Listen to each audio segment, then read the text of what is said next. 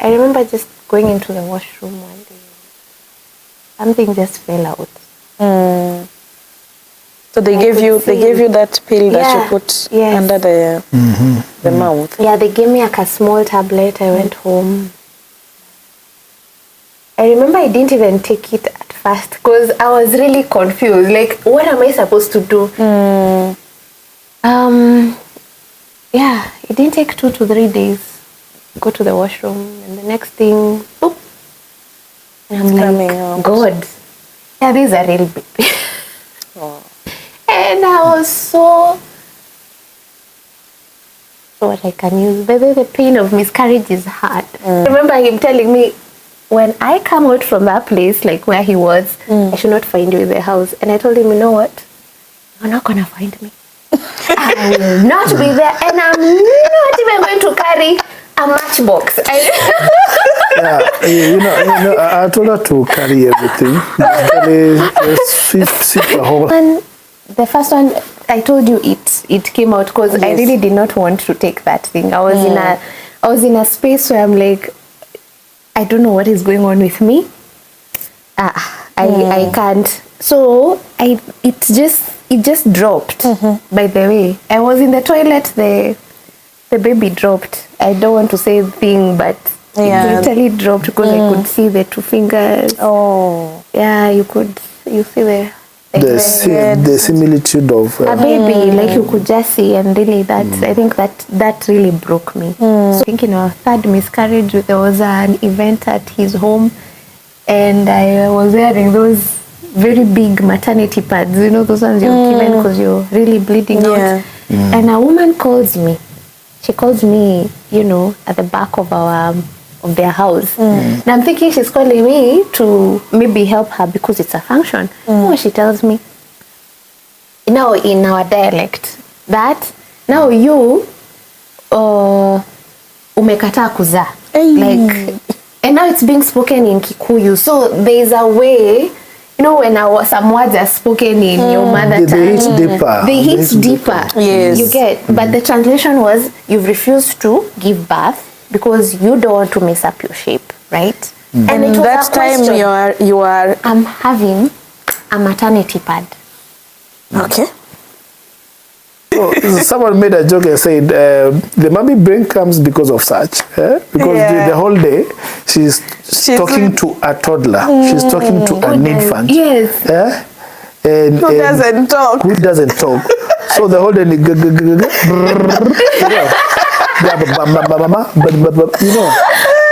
now what used to give me solace is that at the end of the day, she's like, "Hi, honey. Hi, how are you? How was your day?" It was good. That is here. I'm like, whatever. It's part of it. And of course, some of these things you learn on the go. Yeah. Sometimes you don't even understand what they are doing. But the most important thing, even the present, the presence is very, very important. Because you'll be able to appreciate every single effort, every single process. You'll see it through, because that is parenting. Parenting is not just going out there and fending for your family.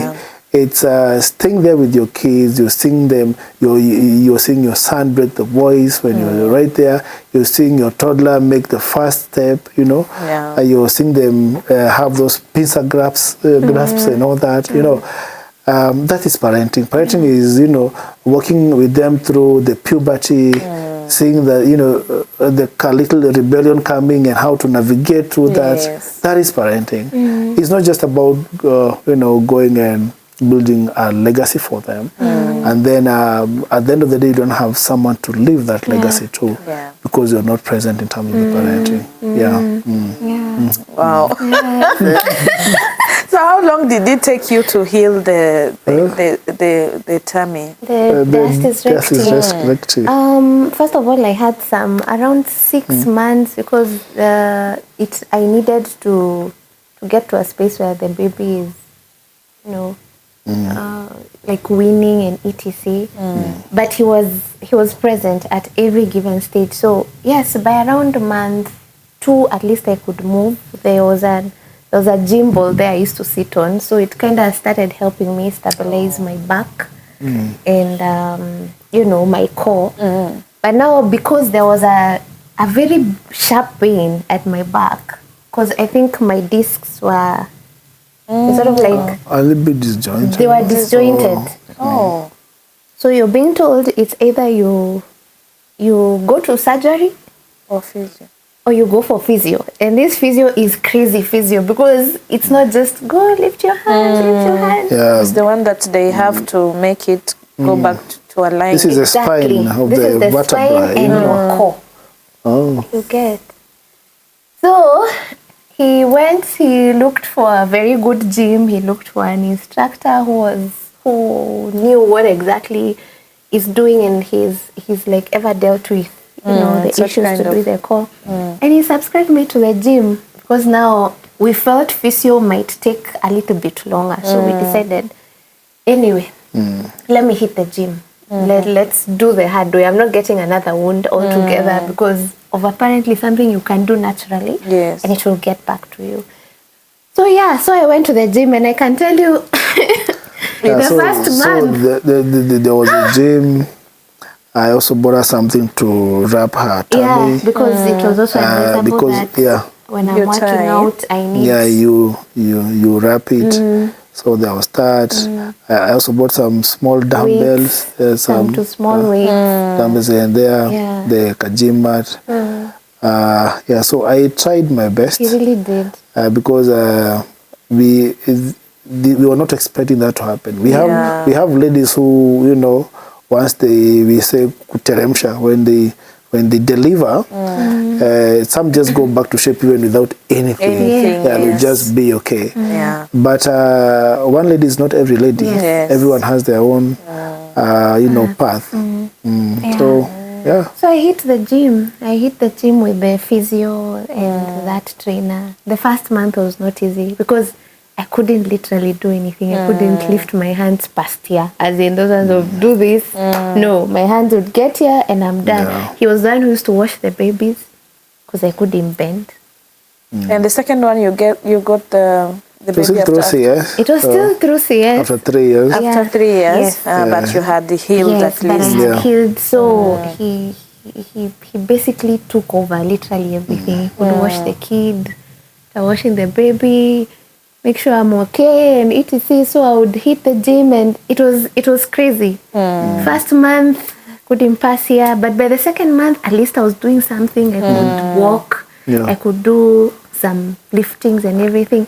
So by around month 6, I would say that you had started to get back. I'd started getting back my core, as in I was not feeling the pain. I could bend now. At least I could do some simple tasks. I could wash the house well, you know, without really needing, you know, assistant or some very long, you know, those mops. We could try different styles or remind ourselves of the styles that we used to.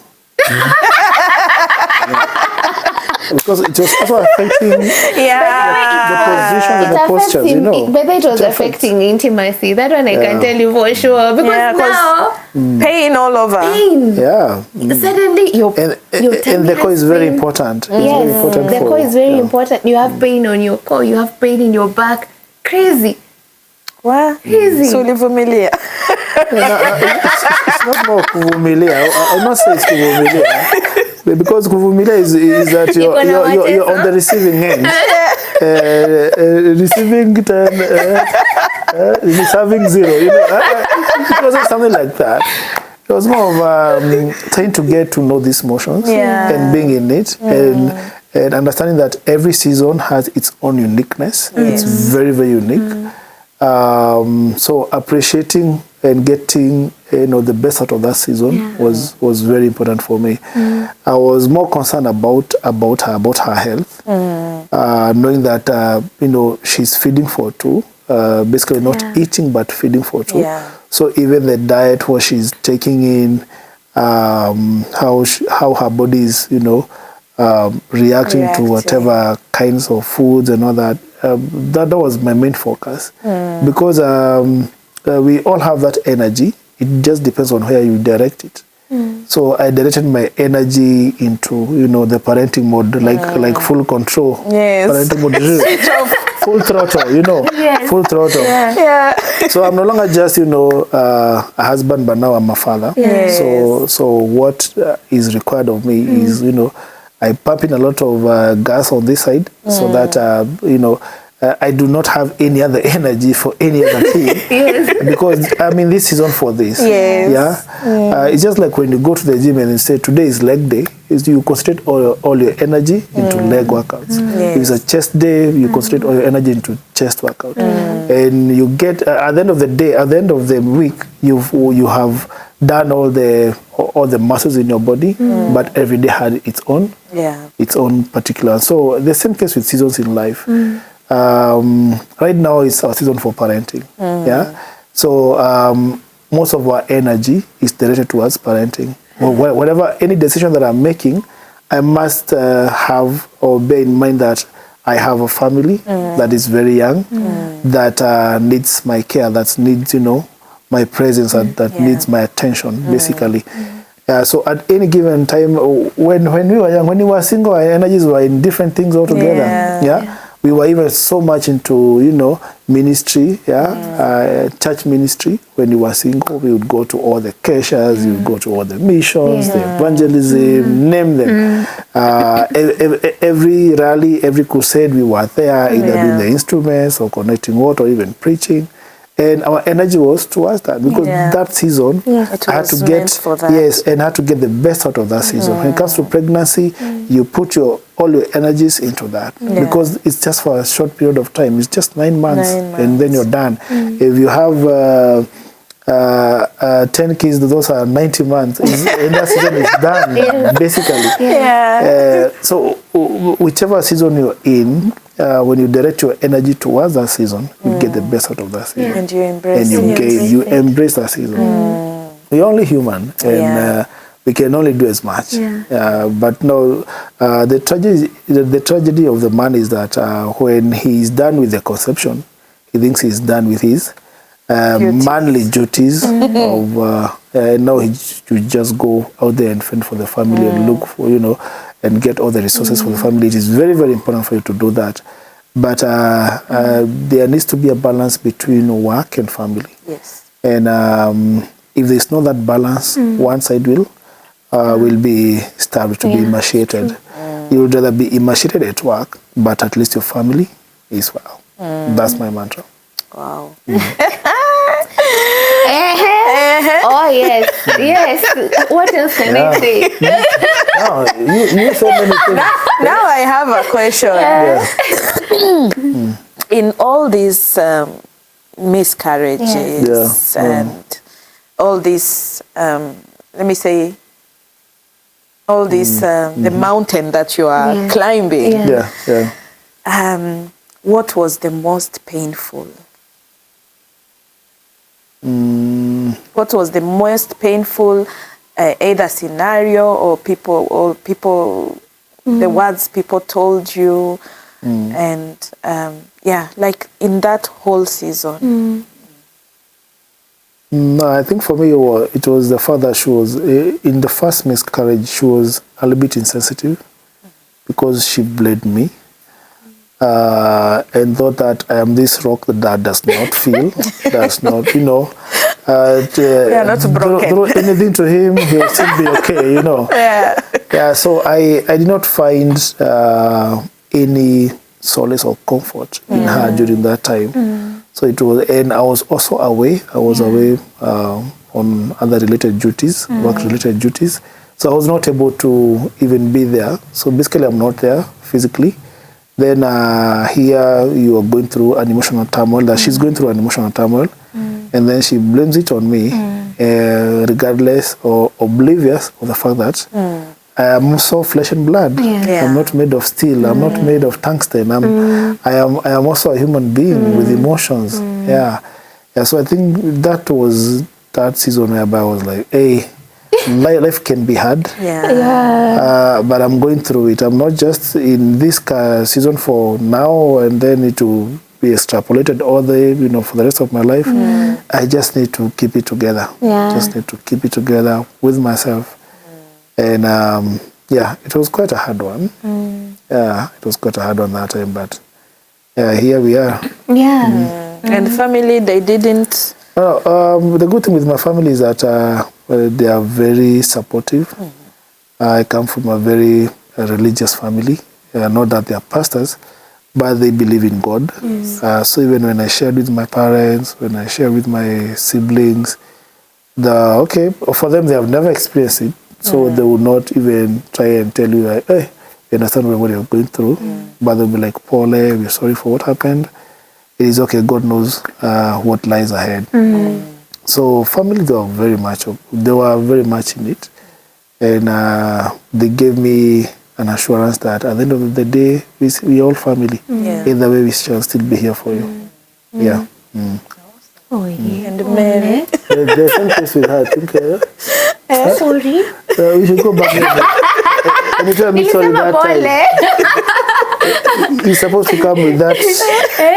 The punch. The punch from those guys. Anyway, by the way, I was very insensitive. That's the truth. I was quite insensitive, and of course, it also came from my own pain.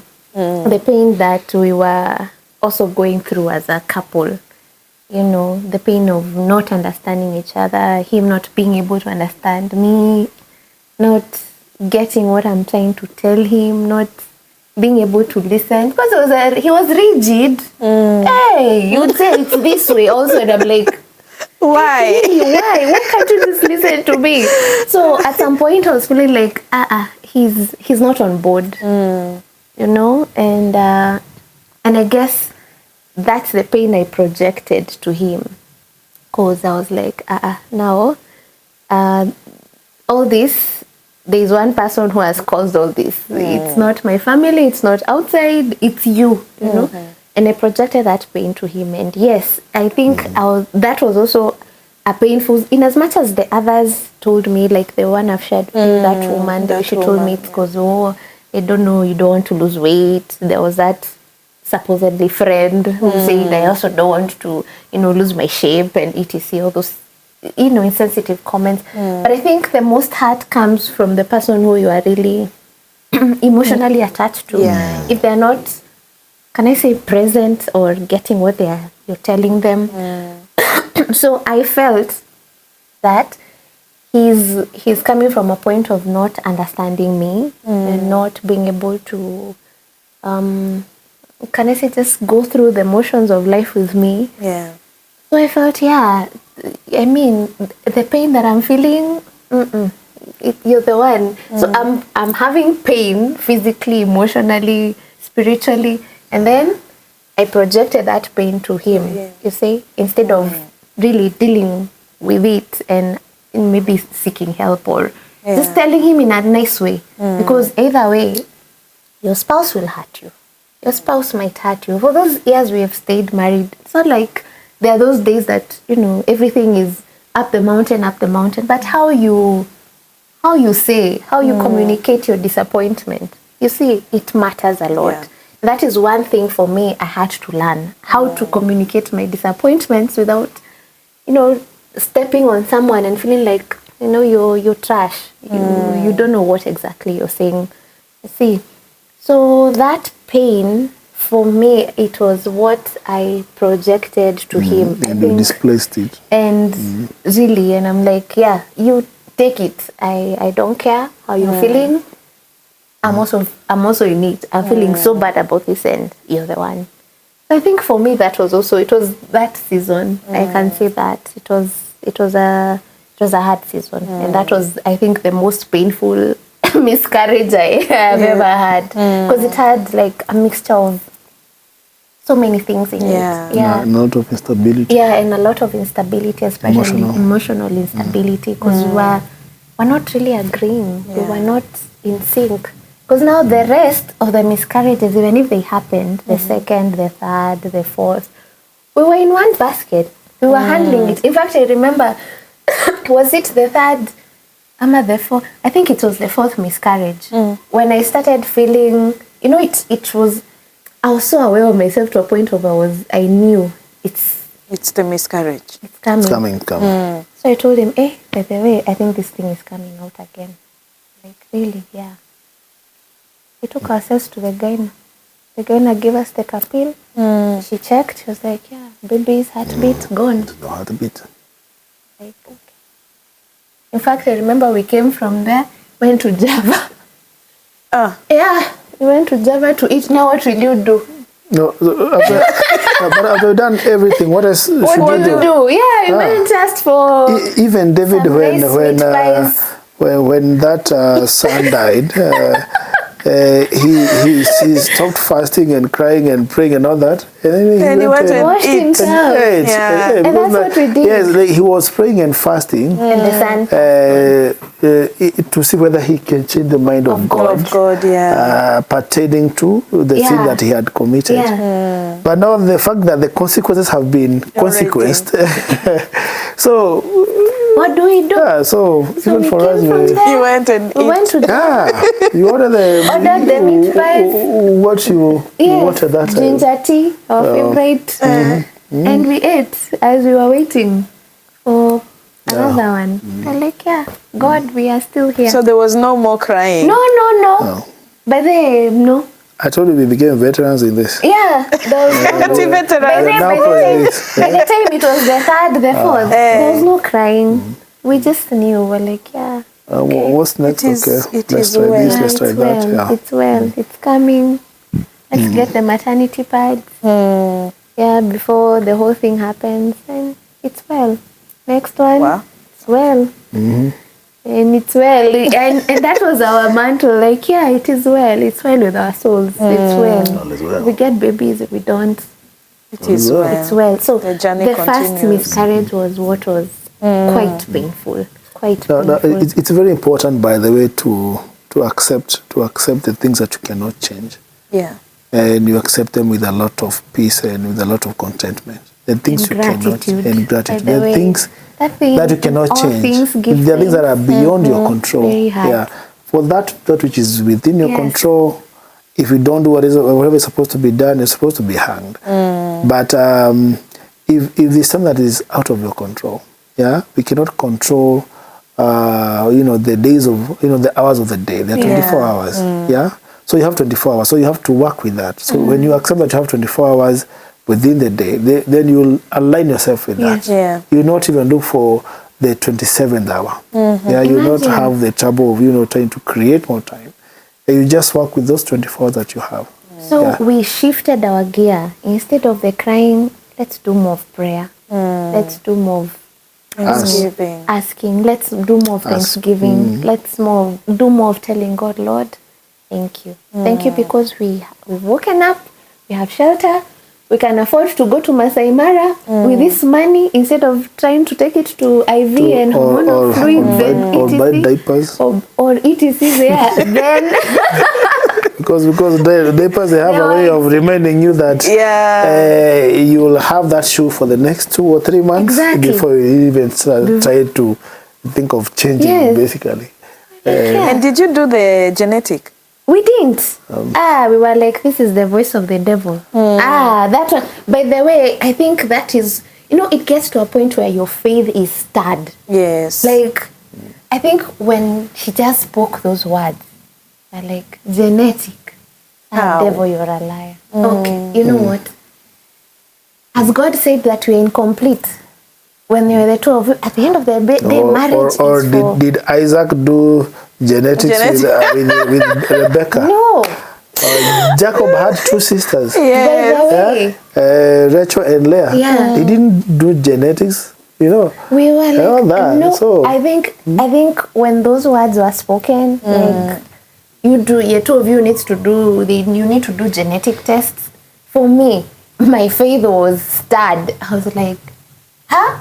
It has gotten to a point of now going to do genetics. Apparently, I don't know, your gene and your gene, they are not combining well. It's okay, fine. We are good without the babies. We don't need to know about, I don't know, chromosome X does not handle chromosome Y. I don't know, when they mix, they get Z or Z. And knowledge is very important. Yeah. And God has given us a mind that, is able to grasp a lot of knowledge, and that's why even right now we are talking of AI, we are talking of drones, swarm drones, doing all these kinds of things. The technology has really brought a lot of, convenience in every single thing that, we're doing in life.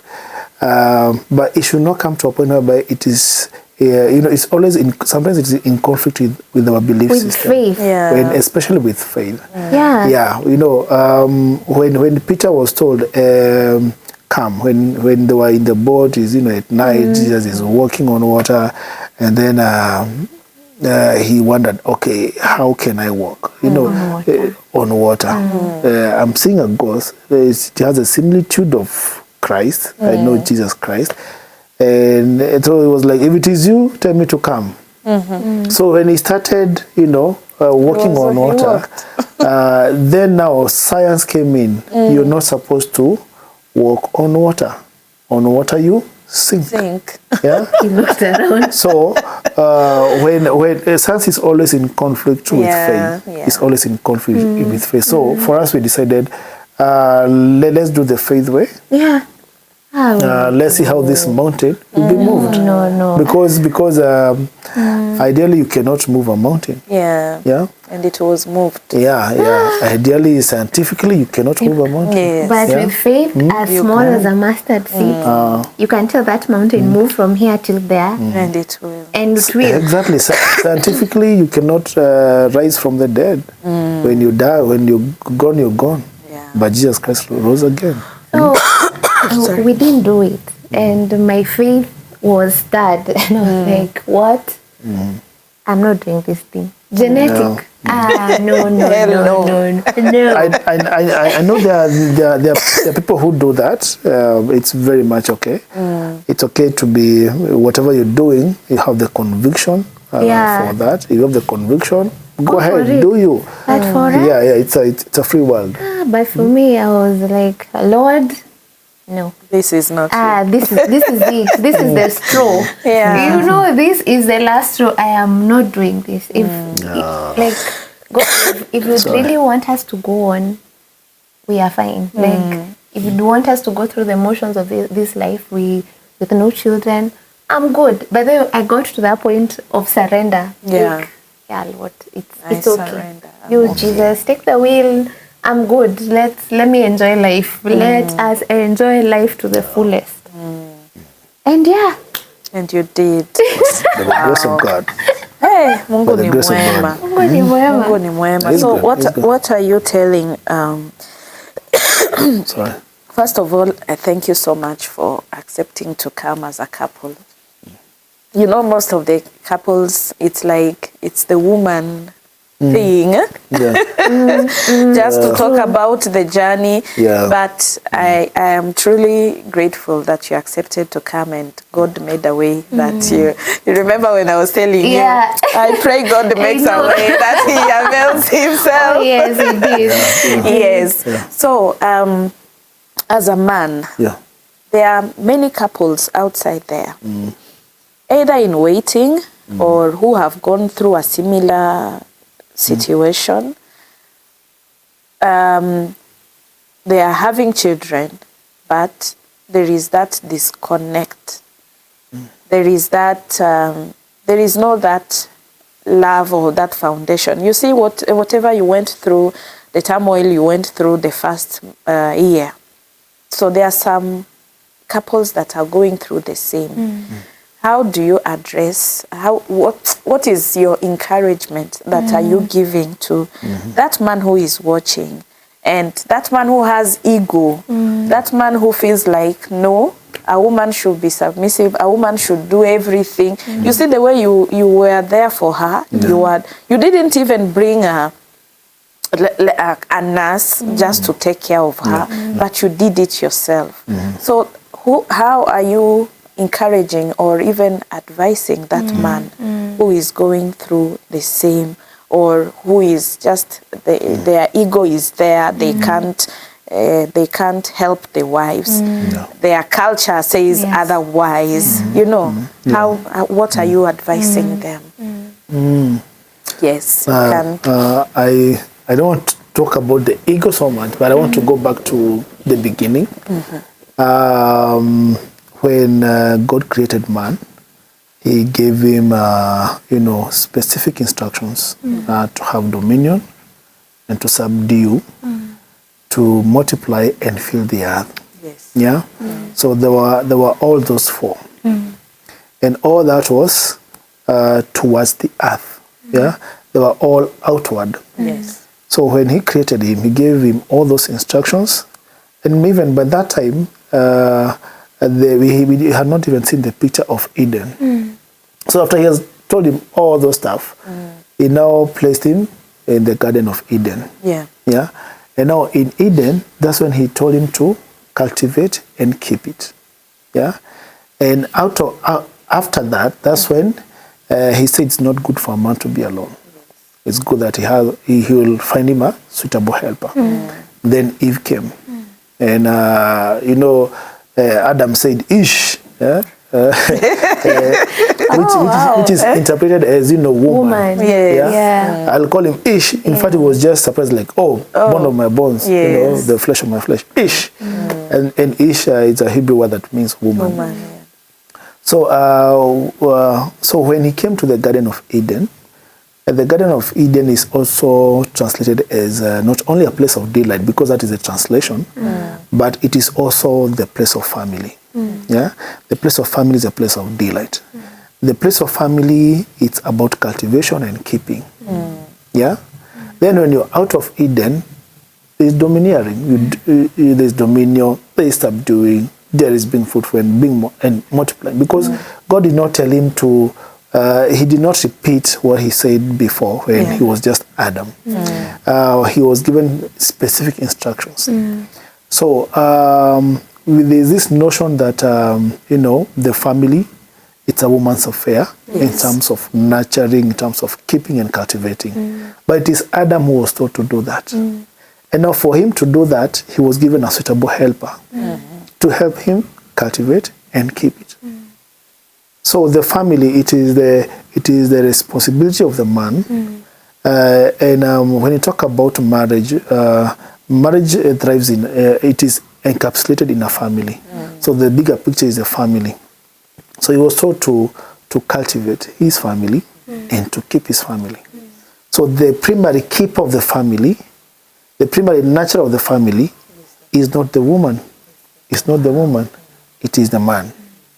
Now, the earth and the world around us is telling us that that dominion is supposed also to be inside here. So you bring in your ego, you bring in your toxic masculinity, that, a man is not even supposed to cook, he is not supposed to go to the kitchen. And when I was growing up, I even remember the taste of my dad's, delicacies. He used to cook for us. And there's nothing as good as, seeing your dad feed you. Not just go out there and, buy 2 kilos of, of mutton or beef and then brings them, and then your mother cooks. It's another thing when you see him, cut those, those meats into small pieces, prepares the onion, prepares everything, and comes and feeds you. Yeah, because now that is cultivating and keeping your family. Yes. Yeah. Now, the African culture has watered that down because it's looking at the man on earth, but not man in Eden.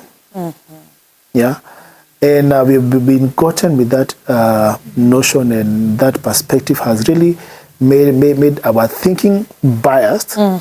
That how we are outside there. When I go outside there, I'm going to conquer. I'm going to have dominion. I'm going to subdue. I must bring everybody under my subjection, because that's how men are. We are very territorial. We're very, very territorial. But when you look at, even when you look at the pride of lions, in their own pride and their own territory, this male, when sometimes he wants to mate, but the lady is not ready. He sometimes even curls back because they will be like, ha, ha, you know, and then, I mean, the lioness will be like, you know, all that, and this is the king of the jungle. But now, in this space, is not the place for dominion. Yes. You see, it's a space of cultivating. So I'm trying to cultivate a relationship, but the woman or the lioness is not ready. Yes. So I will wait. But the same lion, given a chance, you know, with you know, to fight another lion, yeah, it will do that with a lot of zeal and a lot of strength. Yes. Yeah, because now that's now outside Eden. But now when you come to Eden, it's all about cultivating and keeping. And that's family. Family is all about that. But the man is so much outside Eden that he has forgotten that he has an Eden to keep. Yeah. Wow.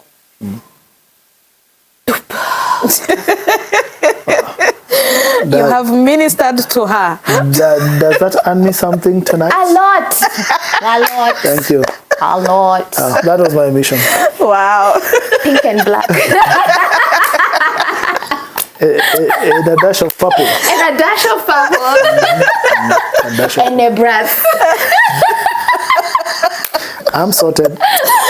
You are sorted for the weekend. I'm Sorted for the weekend. Mic drop.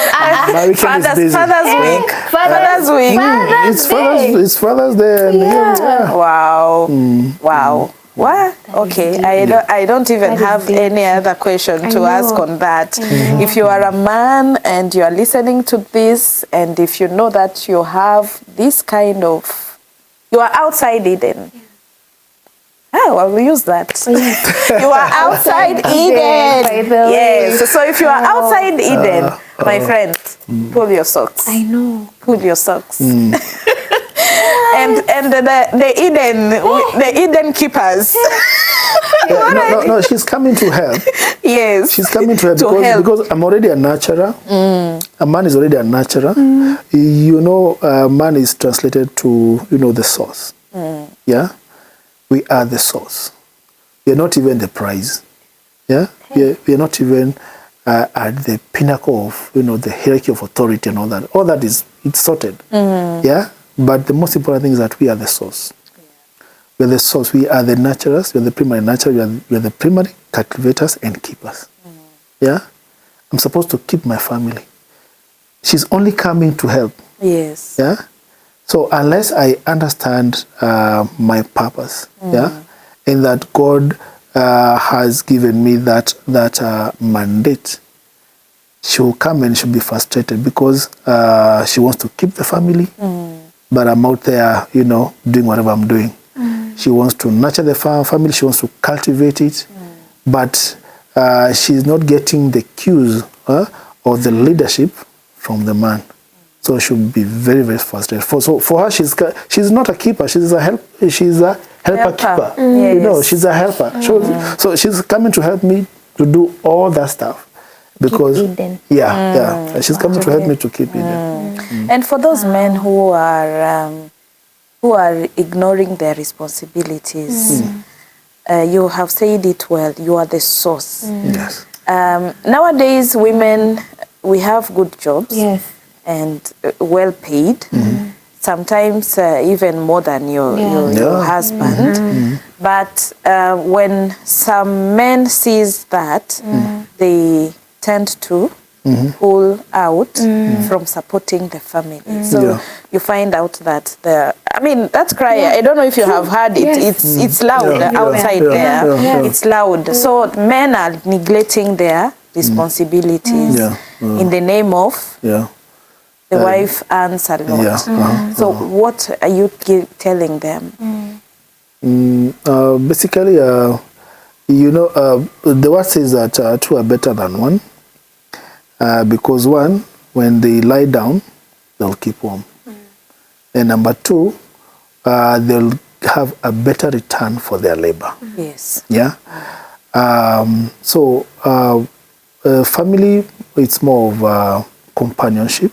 Yeah, and getting the godly agenda of marriage and family, because it's not our idea. Family is not our idea. Yeah, in fact, it was my idea. I could have just stayed single, but it's God's idea for a man to to further the kingdom of God through procreation, and that happens in the conference of the family. Yes. In the family. So she's coming to help. Yeah, she's coming to help. That's number one. And it only gets tricky, not when she earns more than you're earning, but when I translate my provision in terms of money. Yeah, because provision it goes beyond money. Yes. You'll hear a gentleman say, I have provided for this lady, I paid for her tuition fees, I pay the bills, I pay the rent, the cars, I have bought them with my own money, I've given them the best life, I'm out here, you know, making sure that at home they're okay. And that's one of the greatest tragedy of manhood, whereby you translate your manhood and your masculinity to mean that it is aligned with money. Yeah. So when you do not have the money, yes, we are the source, we are the providers. Yeah. But when you just put it just for you know, in the perspective of money, then it will be a skewed masculinity. It will be a skewed manhood. Yeah. Because provision is more than money. Yeah. Because if I'm also reduced to a means, that is an abyss of manhood. Yeah. If she reduces me to a means, because you are not out there like every other man, you're not providing, you're not a man enough. That's an abyss of manhood. Yeah. And it all depends with how you engage your woman from the word go. Yeah. It starts from there. Yeah. And before now even you engage with your woman, there's the aspect of knowing who you are. That you are not a material man. Yeah, you are not the materialistic kind of a man who is looking at money as, you know, a solution to everything. Yeah, you can provide something else. Yes. And that's why even those people who engage in those you know, paid you know, intimacies and such, after the act there's nothing else. This is your money. You are worth 10,000. Here's your 10,000. We be done. Yeah, and that's the issue that we're having with the society is translating money to be a means for everything, whereas it is not. When you understand the four facets of a man, first of all, you are a son. Yeah, that means you are accountable to someone else. You are any man who is not accountable to another higher authority, not just the government, but in terms of spiritual authority and accountability, is a wrong man. He'll do stuff that are unimaginable. Yeah, and then you're a brother. Yeah, a brother is about community. You have a community of brothers. You are your brother's keeper. Yeah, then you're a husband. A husband has so many hats. You're talking of a protector, the priest of the home. Yeah. And all those other facets of a husband. Then you come to a father. Yeah. When you understand all those, when you're going out to meet your woman, you're not going to provide just, you know, the mere, you know, money. Yeah, it's not financial, because that's the abuse of manhood. Thinking that I am just a means. That's the greatest abuse we have in our modern day lives in the society. If a man does not, because why should you gain the whole world and lose your family? Yeah. Why should you tie your meaning to material things that today you have them, tomorrow there's recession and everything is done, is gone, you know, it vaporizes, and then you just left there. You would rather have little, but you know your child's class teacher's name. You see, you'd rather have little, but your children, they know your God, not the God of that pastor or the God of someone else. Yeah. So when you get to understand that a man is supposed to be more than just the financial provision, you'll attract the right lady. Because you have ladies who are also materialistic, who translate if you're not providing for anything, if you're not giving, she calls it girlfriend allowance. If you know someone is she's your girlfriend, and you're not providing for girlfriend allowance, then it's not translated as love. And love is different. It's very, very much different.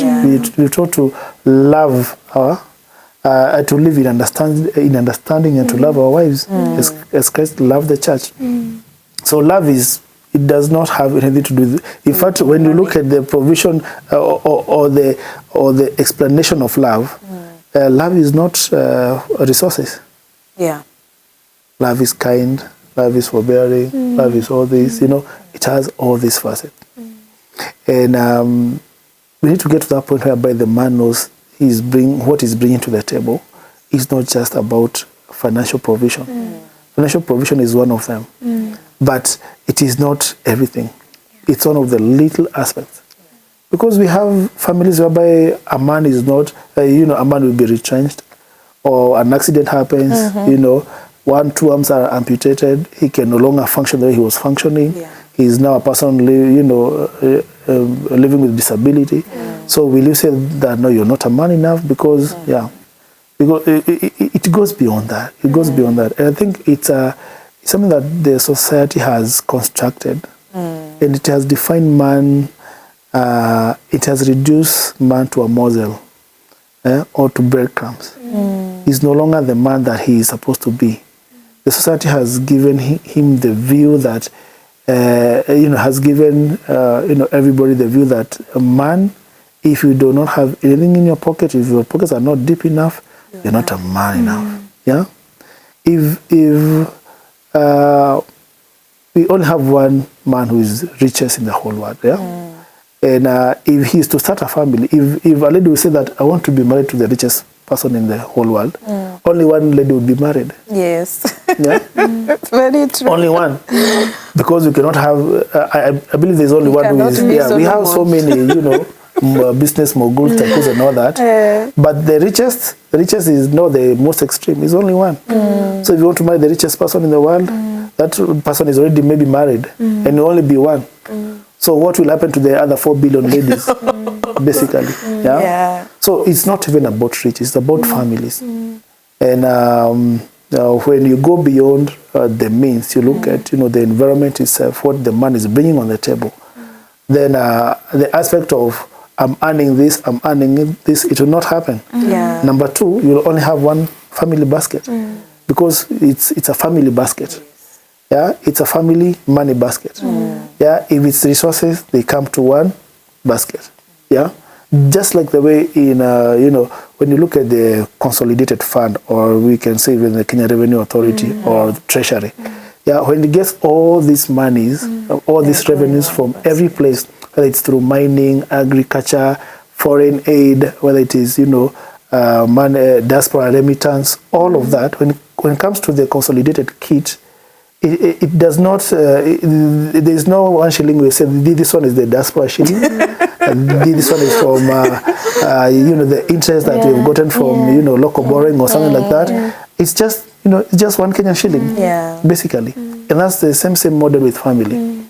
I'll bring my shilling, she'll bring her shilling, and at the end of the day we have 2 shillings that are not tied to a name, to Mary or John.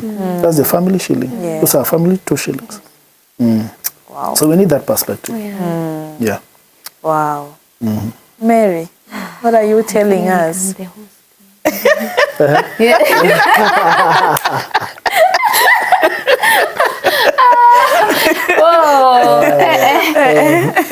What are you telling us? That's so deep. You better buy me coffee after this. I need some coffee. You do. She will get from the shilling of the family. Yes. Oh yeah, so from the shilling of the family. You'll get that coffee. There is no my money, her money. It's a family shilling. It's a family shilling. Yeah. So what are you telling women who have been submission has been hard?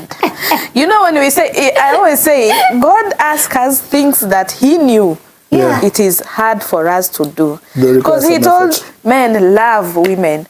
He knows us when we laugh. No, love your own wife, not women. I mean, love your wife. As you love yourself. As you love yourself. Yeah, exactly. They really love themselves. Yes, they love themselves. Hey, don't we love ourselves, Bwana?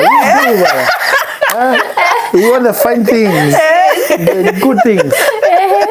Yes, and as women, we are told to do what? Submit. You told us that your ego was there. What? Yes, it was. And it was hard for you to submit at that level. It was. So what are you telling women who have the same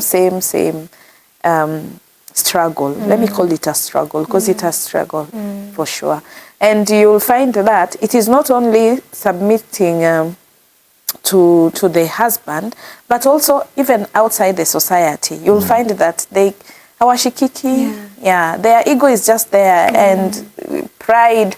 You know, ego comes with pride, and you be like, hey, what are you telling me? Yeah. What are you telling me? I drive this kind of car. I can wear heels and walk with confidence, head high.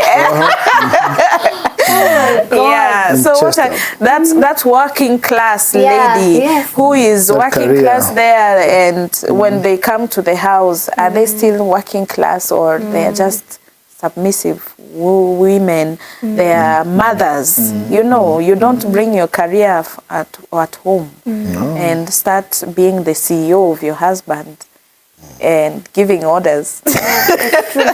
Giving orders. Yes. What are you telling those women, since you have been in that? Been there, done that. Yes. I know. I think first of all it stems from the same way there is the corruption of what masculinity is. On this other side there's corruption of what femininity is, especially that word submission. And I think first of all it stems from, it's like a generational, can you say dysfunction? Because once upon a time, a grandma told your mother something, or your auntie who called you on the side, and they told you, hey, by the way, ukiingia kwa ndoa ni kuvumilia. You know those words? Yes. Kuvumilia. So first of all, you register ndoa ni kuvumilia. So I'm supposed to go there and be this lady who, when you're told turn right, you turn right, turn left, you turn left, because that's how you make your marriage work, you know, by kuvumilia. Yes. So first of all, I feel like it's a generational dysfunction, because it's something that has been trickled down, because personally, I was told that also. Ukiingia hapo, uvumilie. And in my head, I'm like, wow. What is that kuvumilia?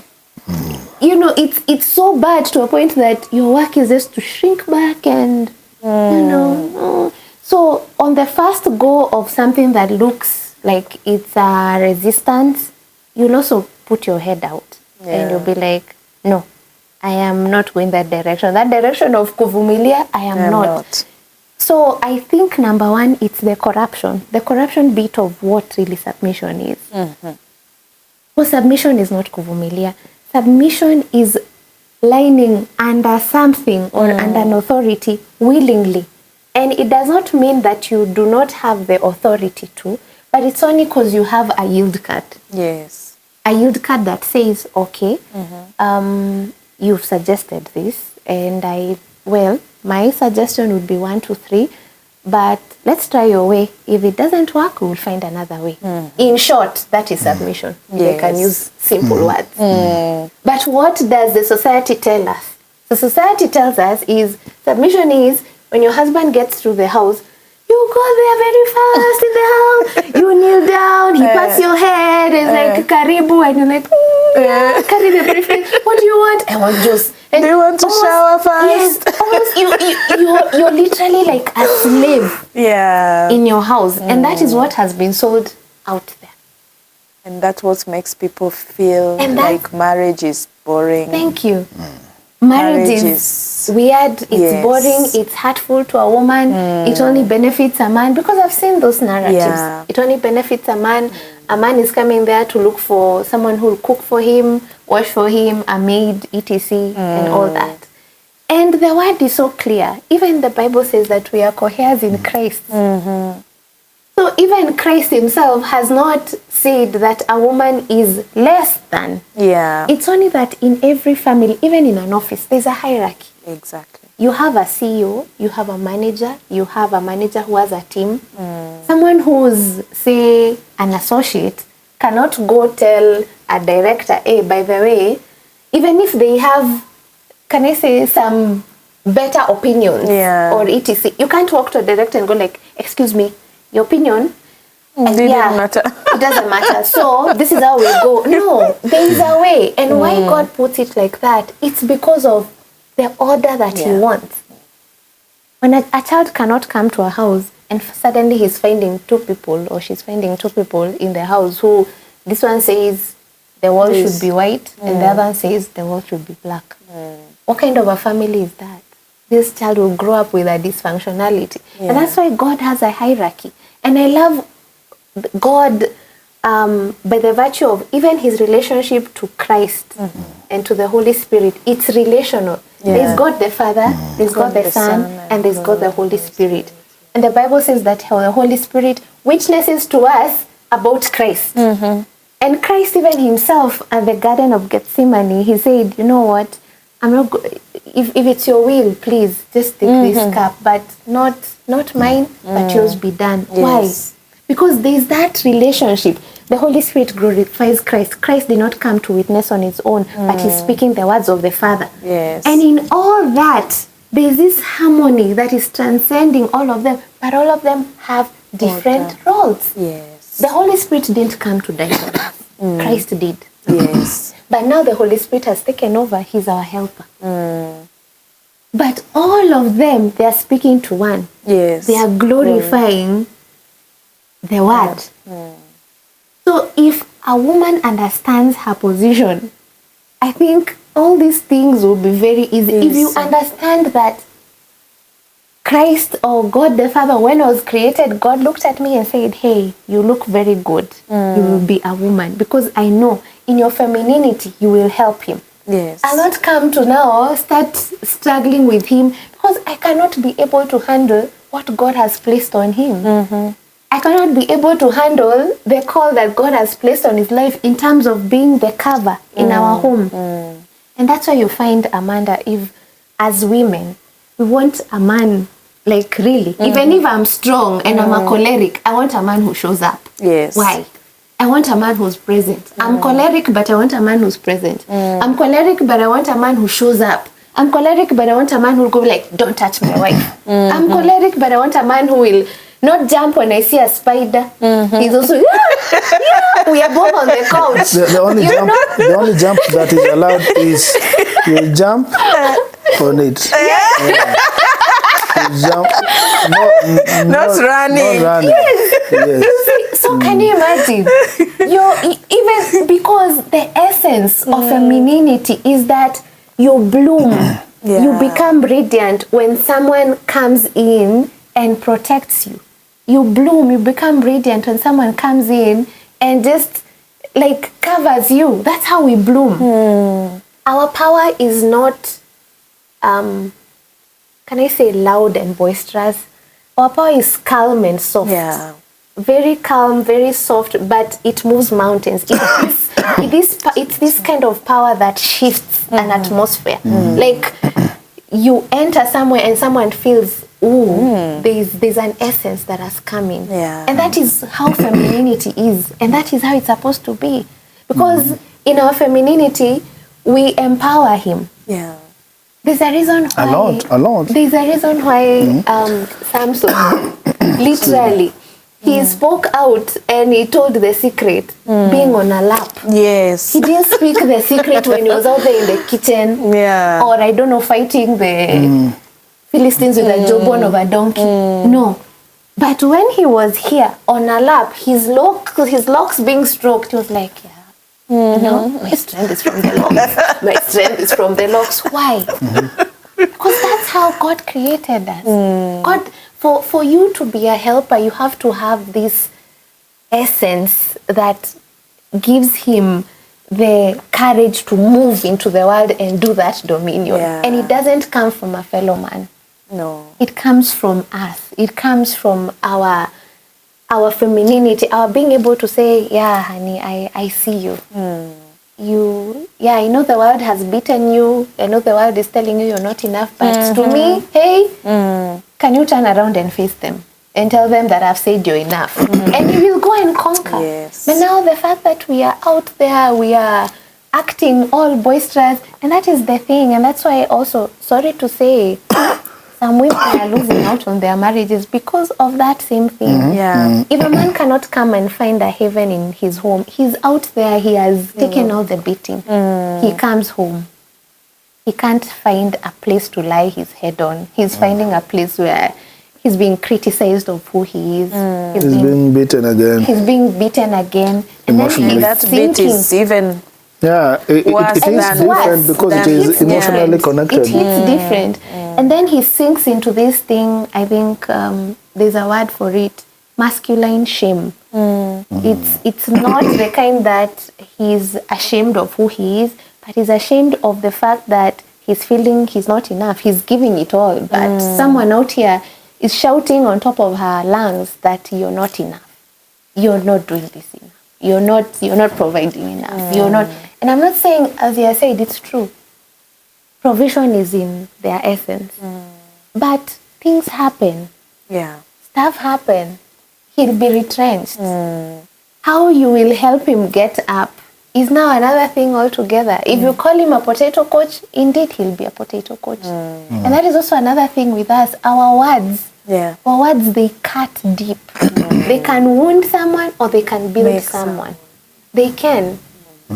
They can speak words of life to someone or they can really trash someone down. So he's come through the door and he's telling you, but they have been retrenched.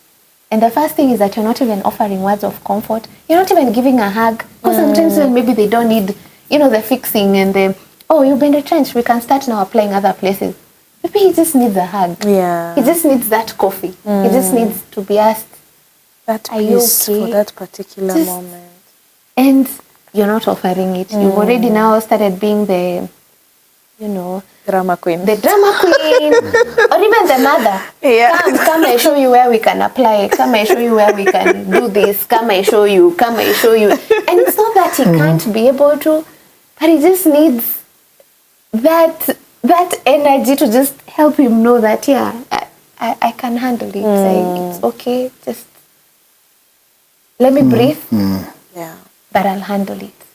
And I think if women can just fit into their shoes and know that their femininity is not just essential, but it's of essence in that home, then you will stop fighting him and now work in Together you. as a team. You work together as a team. You know that my energy in this home is just to make it as peaceful as this ambience is.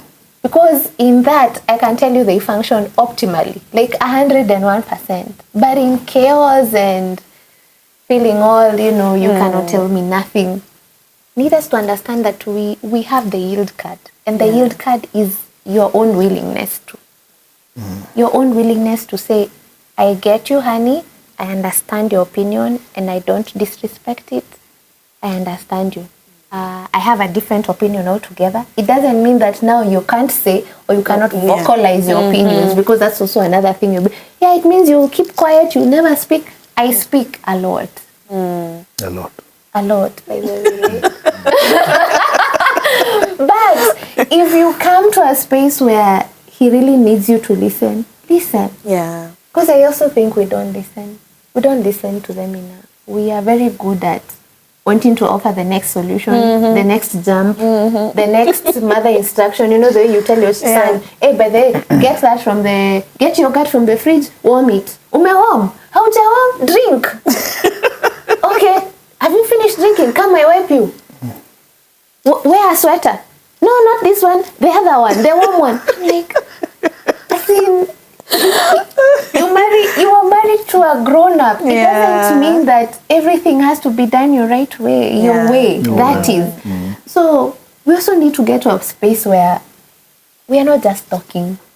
Then you just need to listen. Listen to what to he's understand. saying. Listen to understand. Listen to where he's coming from. Listen to why he's given the opinions, and because we don't ask why. We don't ask, okay, why would you choose that instead of this? Then he would tell you. Then you're like, okay. Then I see your perspective. But you know, we are. No, we cannot go that direction. No, it's because, and we are very good to, hey, you know, when we give, and yes, our mind is very interconnected. We even connected to our future, 2050. If you do this, I've already seen you're going to, And at that time, he has already switched off. Yes, sure. Yeah, and she's connected all the way up to Antarctica. It's true. Oh, that's why we cannot. And you're seeing how my decision here in Kenya will affect a citizen in Mongolia. You know. Our mind is, and sometimes we really have to get to that point where now you're literally, like when I had to learn that personally. Those ones of, when he comes and tells me I don't know what, the first thing I'm thinking, okay, how do I interpret this? Because I can interpret it, first of all, in my own default settings, which is very emotional. Or let me just ask the whys. Like, okay, so why should we go like this? Then it's like, because of 1, 2, 3. You don't think it will do this and this? No, I have considered this, I've done this, I've done that. Like, okay. I think that if you've considered all that, then it's a good thing. Let's move on. But we don't ask. We jump on the next ferry that has come. No, oh my God, the children. What about my mother? Oh God, what about my aunties? As in, we are, and we don't listen. We don't. So it affects us. It affects him. He'll never come and tell you a very weird thing he's thinking, because he knows. Once I tell her, I am done. Like, that supper will not be cooked, and if it will be cooked, it will have emotional damage. On arrival. Yes, like there will be a whole emotional damage in that house. So what will he do? He'll just keep quiet, and instead of talking to me, he'll now start talking to other people. So he'll talk to his boys, who'll go like, "Hey, that's a good idea." Then he's thinking, "Really? Yeah, wow, okay, Then a devil from somewhere. That is the time Satan just happens to be roaming around waiting for someone to devour. You know? Then there's this chick. It's like, I was thinking of this. Then she'll be the first one to jump on the wagon. Wow! That idea is nice. And you're thinking, what? What did I hear? Yeah, that idea is really nice. Really? Yeah, in fact, if you do it like this, I think even that idea will be like 101%. But anyway, you do it. You do it what you... And he's never had those words in his house. Yeah. He's never had those words of encouragement from the wife. What do you think? And I'm not saying that this is not a call for, those are the things that apparently we do, and they make them cheat. They do this cheating, and cheating is a choice. But what I say is, we both have a part to contribute. Yeah. You can't say that, oh, my hands are clean. There's nothing I said. There's nothing I did. There's a type of way I didn't act that maybe just made him go away. And even if he's not going to go away physically, like go and sleep with another woman, but emotionally he has checked out. Yeah. So he'll be there. He'll come. He'll pour all his energy and everything, either in his work. If it's not his work, his kids. Or he'll just come and take the remote TV end to end, and then you're there, you're like, talk to me. Where? But I've been talking, but you've not been listening. Talk to me where? I told you one thing and you gave me the side eye. I told you something and you rolled your eyes. I saw the rolling, like, oh God, damn man, damn kind of a man. And we think they don't interpret our emotions. They do. They see. Because if he comes home and I'm so energetic, he'll be like, okay, what happened today? And he'll come home, sometimes he finds me so low and it's like, okay, what is not happening? Are you okay? So as you said, they are also emotional beings. They get. Yeah. So if all he's telling you and your first thing is you roll your eye, he tells you something, even you click, or he tells you another thing, you trivialize it, like, geez, that's hiyo ndio kitu tu umefikiria, like that's the only thing you thought, like, see, I'm not speaking, he'll never speak. So you undergrade him. Yeah. And then we are there, oh, yeah, my husband is not talking, he stopped being emotionally available. Yes. So we need to check ourselves. I think we first. did. We do. And I'm saying this from a point of being there. Yeah. Done that. And I saw what it was doing to us. In fact, femininity is very good. It is a drive. It gives us the energy to, it's a very good motivation. Having a feminine, energy around you, it drives you to do wonders. Yeah. Look at all the inventions we've made. Yeah. It's all about even the invention of fire. Everything. It was all about. In fact, we've reminded, Egerton's castle was built because of a woman. Really? The Lord Egerton. Yes, Lord Egerton. He came, he saw a space, he built it for a lady who he loved. The lady came, he looked at the castle and called it a mouse space. It was like, you expect me to live in such a small, churchy, mousy space? That's what killed Lord Egerton. That's it. That castle, the one that's in Joro, that's it. Yeah. But his drive to build that castle was because of what he loved. I'm just supporting him. Yes. In fact, most of our times, in fact, there is a friend of mine, he's a professor. I know one day he'll watch this.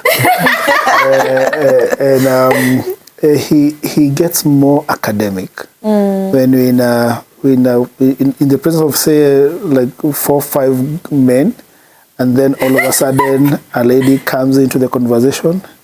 He quotes every single philosopher in the world. He just gets, this energy of, Aristotle said this, Sigmund Freud, blah, blah, blah. And I can even quote, Plato, he said blah, blah, blah, blah. And I'm like, before that, we were just talking about the finance bill. What's happening here now? A woman entered in the because it is known. It is very, very much known. And now, it's only that now sometimes men, we don't know how to harness that energy, that feminine energy. But feminine energy is one of our drives.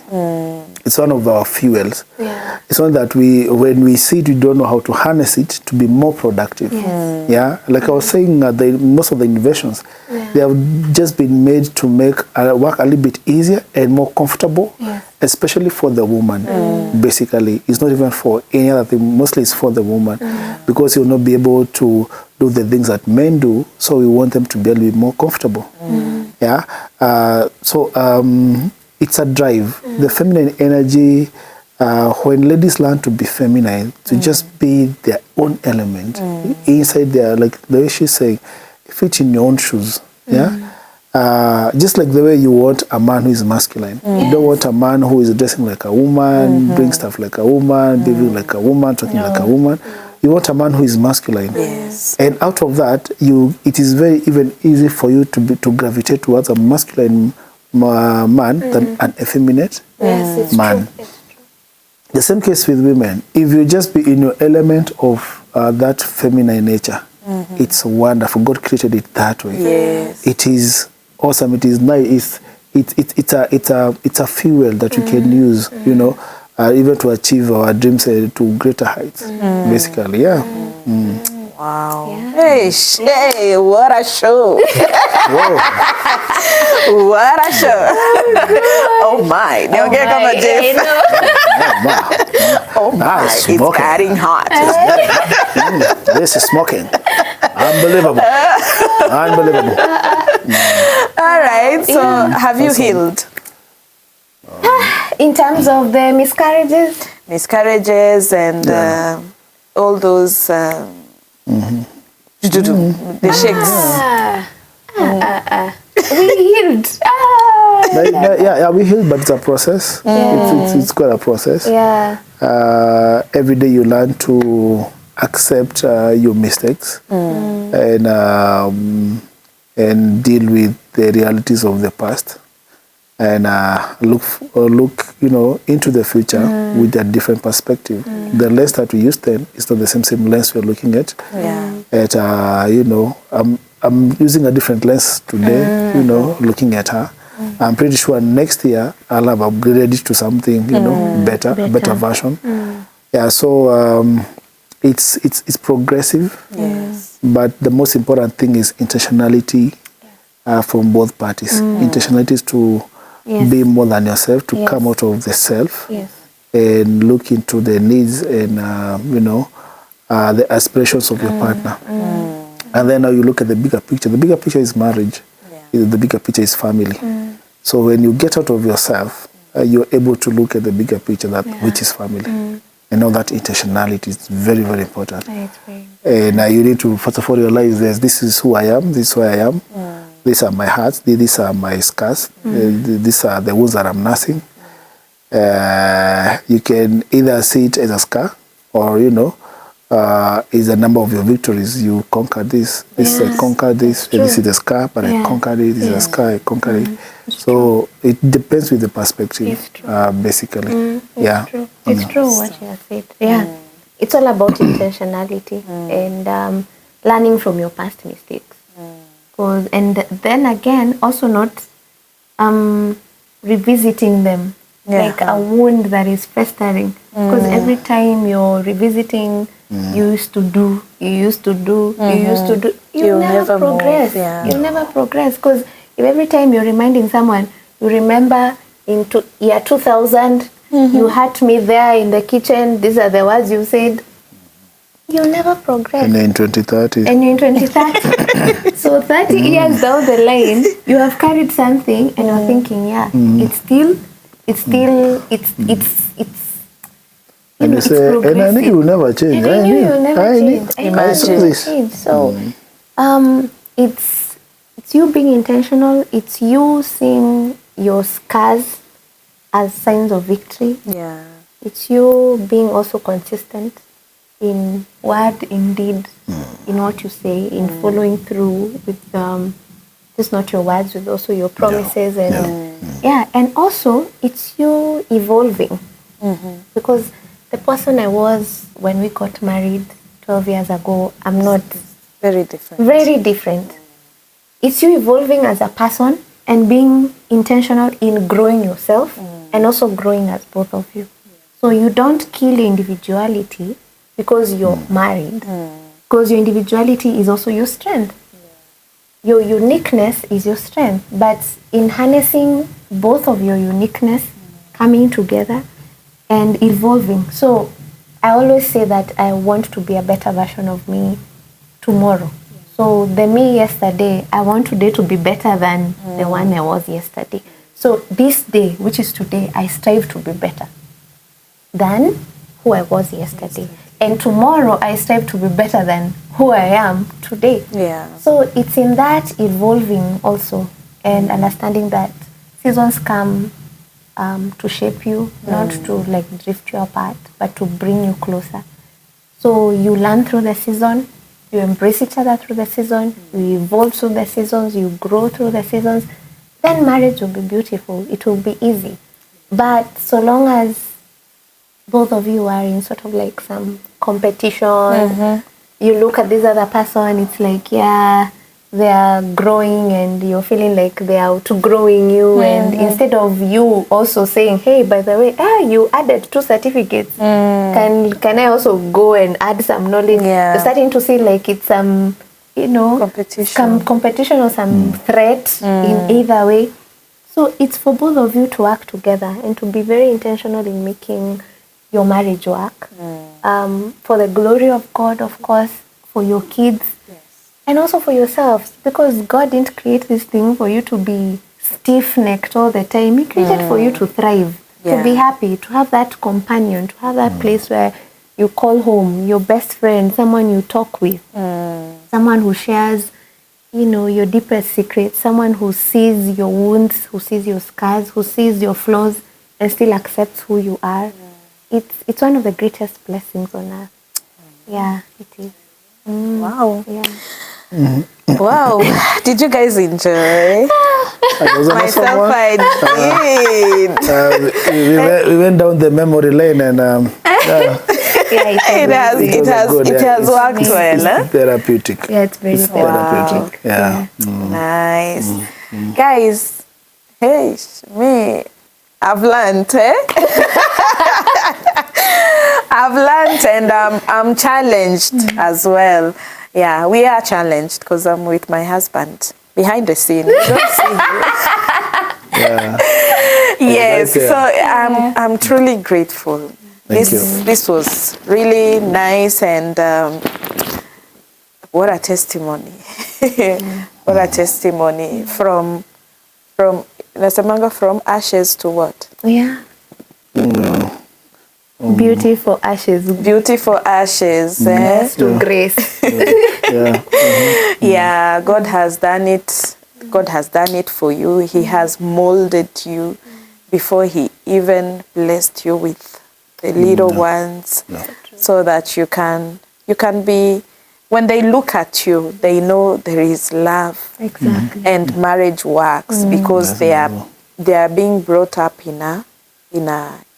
with parents that acknowledges what God does in their lives, and them coming on earth, it's a blessing, and that God can use you to do His ministry. Even other couples that you may continue to empower them. And men tell them it's okay to cry. It's okay to have emotions. It's okay to we are emotional. It's okay to have emotions. They should not be stereotyped or just being stalked, and you die with depression because of you are not letting your emotions out. And they should also think when you die, your family is going to be taken care of by who? Just because you have had that society, I can't cry, I can't do this, I can't express my emotions. So you are still strong. Men, you are still strong even when you cry. Mtu asikwambie ati you are not strong, you are not man enough. You are man enough.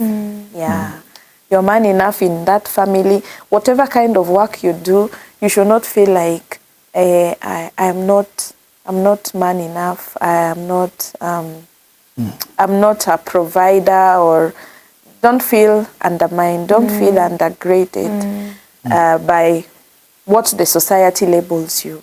You have that person, you have that wife, you have those children who are looking after you. Remember, you are the source and the greatest keeper of Eden. So may your Edens be cultivated. May your Edens be cultivated. Yes, and thank you so much, and may God continue to flourish your marriage and also your children. May He continue to provide for you and also continue to mold you, because it's a work in progress. Definitely. Thank you so much. Thank you. God bless you guys. God bless you. See you next